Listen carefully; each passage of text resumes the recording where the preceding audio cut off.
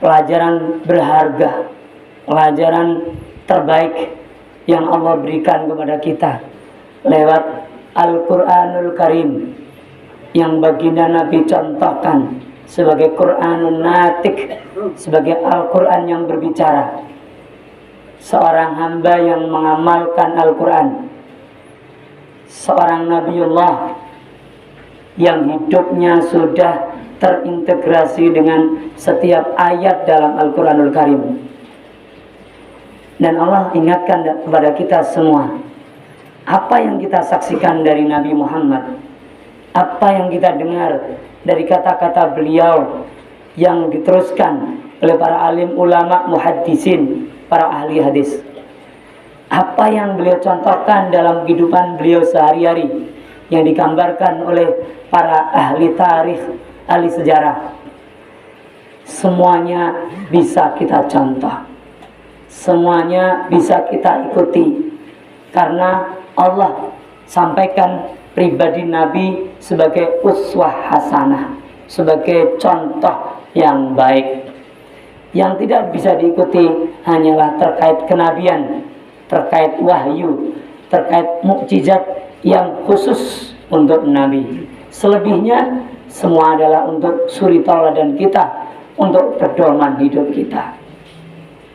Ayolah hadirin azabakumullah, kita banyak mendengar bagaimana cara orang mendapatkan rezeki, bagaimana cara orang untuk mendapatkan tambahan rezeki dari Allah Subhanahu wa taala.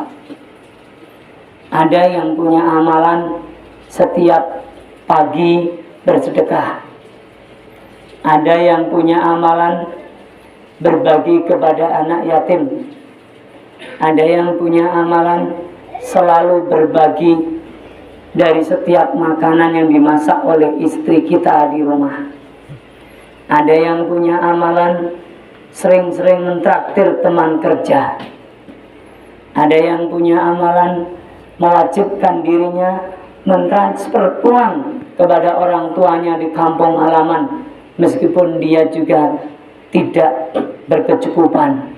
Masya Allah, aneka macam amalan digunakan untuk mendatangkan rezeki, memudahkan rezeki, mendapat tambahan rezeki dari Allah. Ayolah hadirin azabakumullah, apa itu rezeki? Rezeki itu adalah setiap karunia yang Allah berikan kepada hamba dan makhluknya, kepada hambanya Allah dan makhluknya Allah, dan digunakan sebaik-baiknya untuk kehidupan di dunia. Kalau di akhirat namanya pahala. Rezeki tempatnya di dunia. Rezeki bisa materi dan non materi.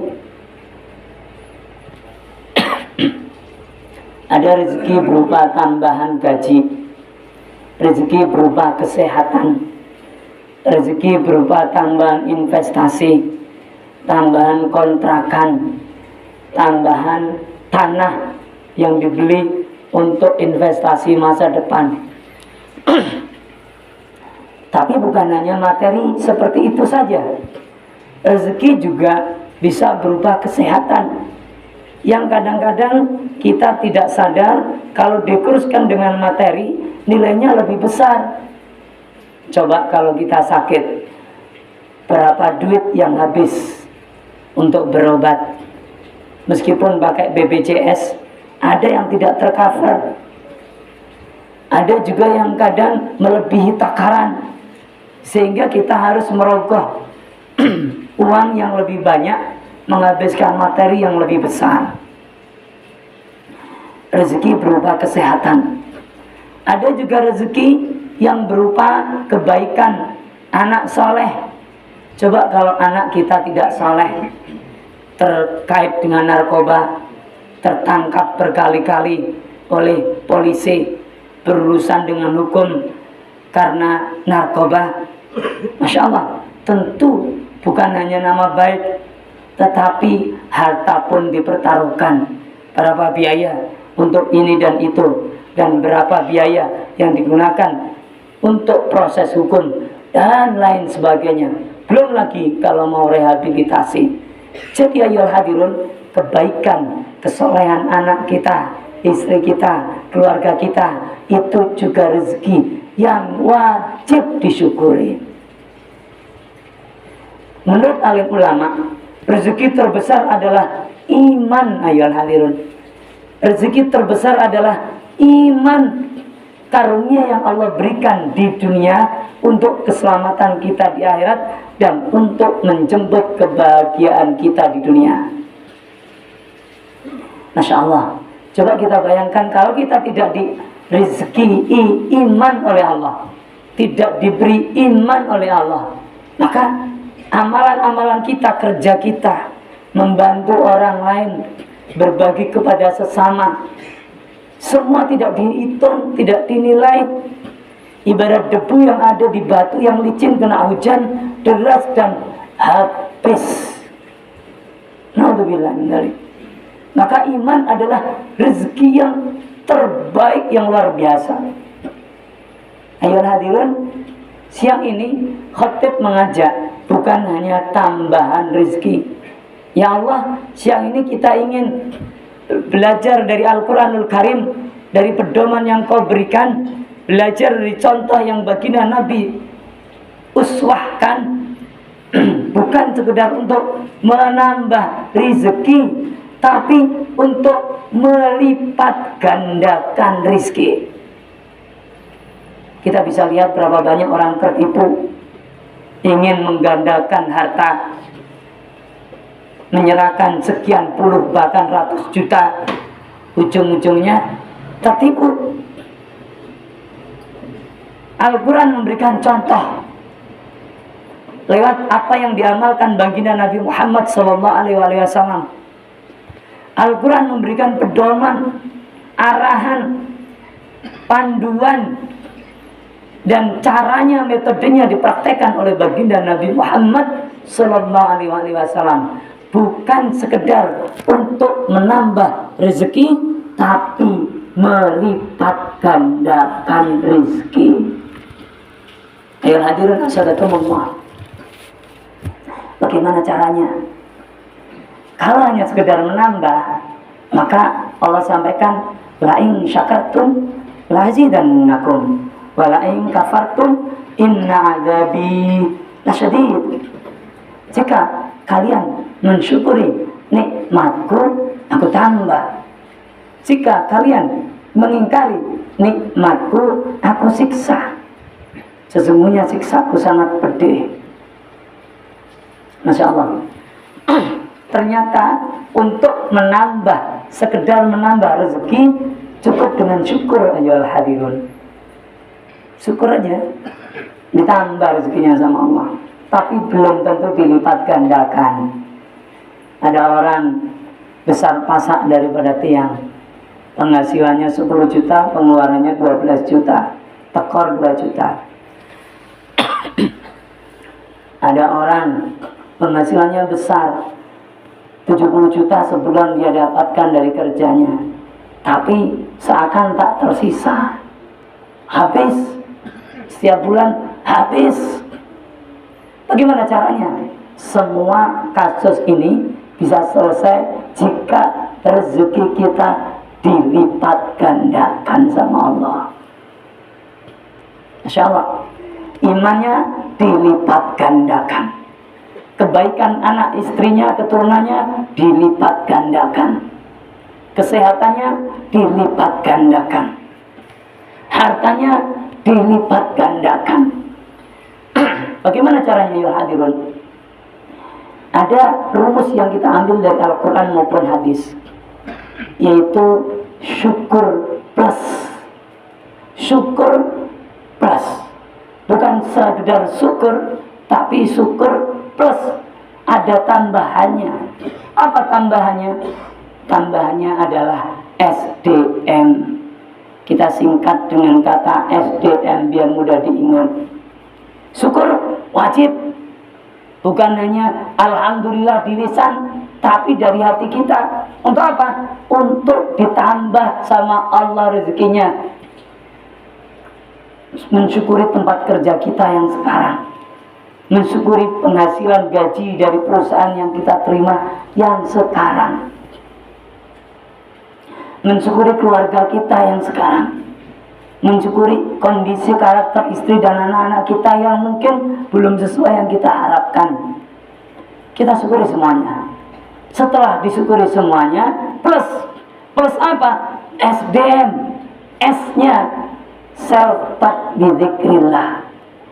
Self-talk bidzikrillah. Self-talk itu dalam hasanah psikologi disebut ngobrol sendiri.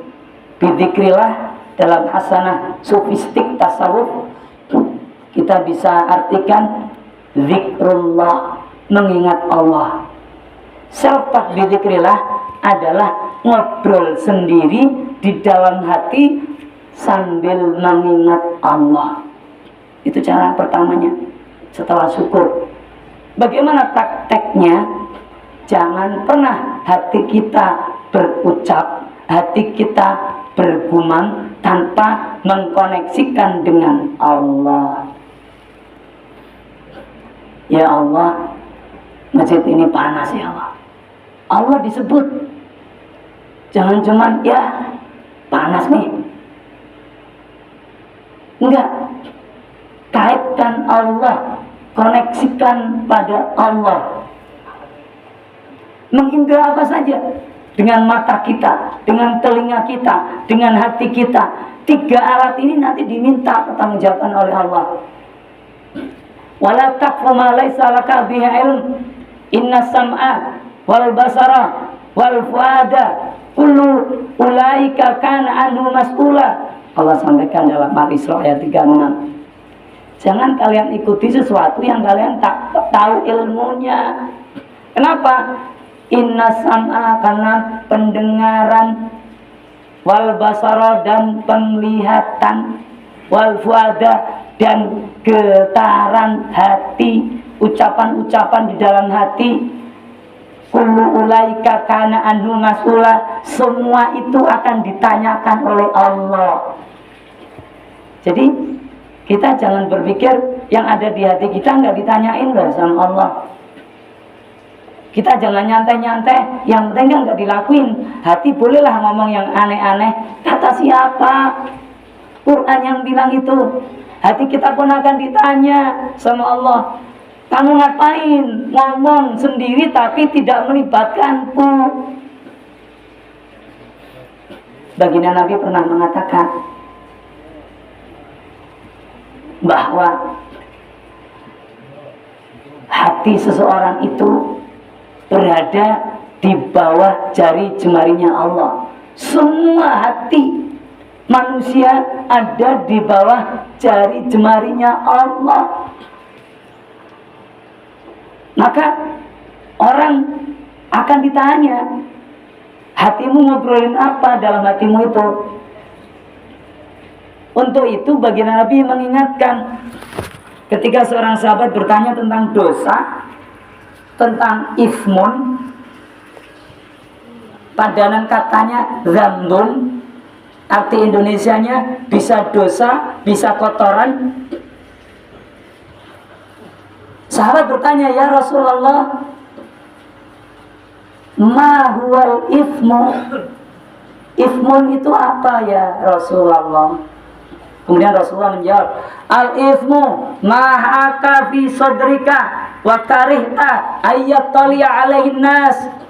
Ismun, zambun, kotoran, dosa, wasaif, itu adalah sesuatu yang terdekat di hatimu dan kamu malu, gak ingin kalau orang lain tahu apa yang ada di dalam hatimu itu.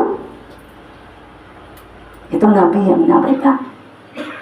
Jadi ayolah dulu, hati kita ngobrolin apa gitu yang jelek-jelek, kita nggak ingin orang lain tahu kita ngobrolin jelek dalam hati kita. Itu masuk ismun, itu masuk dosa. Itu nanti ditanya sama Allah. Lalu bagaimana caranya agar semuanya jadi zikrullah? Obrolan kita kaitkan dengan Allah, self-talk bi zikrillah. Jadi syukur plus self-talk bidzikrillah, ngobrollah selalu dengan Allah. Mulut terkatup, tidak terdengar suara, tapi hati selalu ngobrol dengan Allah, sambungkan dengan Allah. Dasarnya apa ini ya hadirun? Kenapa kita ingin berlipat dengan cara ini? Karena dalam surat Al-Jumu'ah Allah sampaikan, fa idza qudiyatis shalatu fantasiru fil ardi wabtaghu min fadlillah wadhkurullaha katsiran la'allakum tuflihun. Jelas dasarnya, jarang dipahami orang bahwa ini adalah ayat yang menunjukkan bagaimana cara melipat gandakan rezeki. Bukan hanya menambah, melipat gandakan. Caranya apa? Setelah sholat Jumat, setelah sholat 5 waktu, setelah ibadah-ibadah yang formal, yang resmi, maka fantasiru fil ardi, menyebarlah ke muka bumi, wabtahu min fadlillah, bekerjalah, carilah karunia dari Allah, rezeki dari Allah. Dan ingat caranya bagaimana? Wadhkurullaha katsiran, ingatlah selalu kalian semua kepada Allah yang banyak. Untuk apa? La'allakum tuflihun, agar kalian diuntungkan, menjadi orang beruntung. Siapa orang beruntung? Orang yang akan dilipat gandakan rezekinya oleh Allah.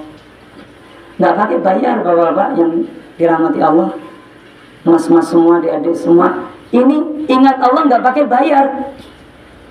Kita menyambungkan kepada Allah nggak pakai bayar. Mudah sekali, tinggal kita mau atau tidak. Lihat orang, ya Allah, sebut nama Allah, sambungkan dengan orang tersebut. Lihat fenomena alam, ya Allah, sebut nama Allah dalam hati kita. Meskipun mulut kita diam, itu S. Setelah syukur plus S, self-talk bidzikrillah. Lanjutkan dengan D. Apa itu D? Doain.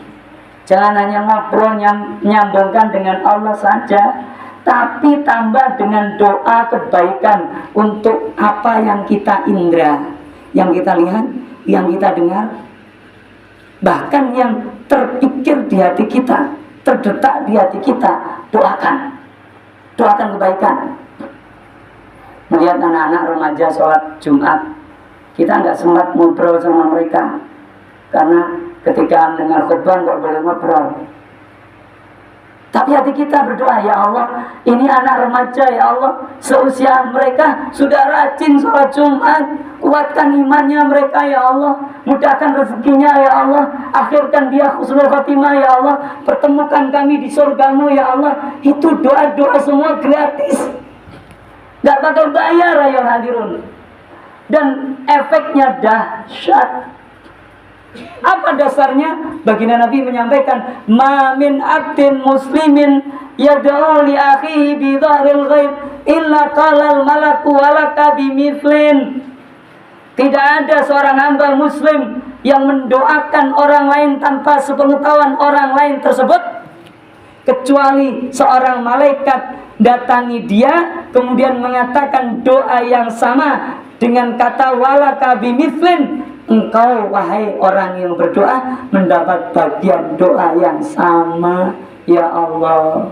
Ternyata itu caranya agar malaikat doain kita. Caranya adalah banyak-banyak doain orang lain. Kalau rezeki kita selama ini biasa-biasa aja, cuma ditambah, belum dilipatkan sama Allah, jangan-jangan karena kita nggak pernah doain orang lain, sibuk dengan doa terhadap dirinya sendiri. Doa untuk orang lain tidak harus habis sholat, tapi setiap saat, karena di hati kita dipertanggungjawabkan. Getaran hati kita dihitung pahala, dihitung dosa. Kalau buruk, kalau baik, pahala. Dan didengar sama Allah. Nasnya jelas, Qur'annya Al-Isra ayat 36. Jelas sekali. Ayo hadir. Maka doakan orang yang kita lihat, meskipun kita nggak kenal dia, ketemu cuman itu aja di stasiun kereta misalnya. Doakan orang-orang yang belum menutup aurat agar disadarkan hatinya oleh Allah. untuk menutup auratnya kalau dia muslim, untuk menjadi seorang muslim jika dia non muslim. Lihat orang jualan yang Masya Allah diuji keterbatasan fisik tapi jualan sambil merangkak jualan, doakan rezekinya dimudahkan, imannya dikuatkan, dan berdoalah agar kita juga mendapat inspirasi dari dia. Lihat orang tua di jalan, kita otomatis ingat almarhum bapak kita misalnya, segera doakan dia dan kirim Fatihah untuk ayah, ibu, orang tua kita yang almarhum yang kita teringat gara-gara dia.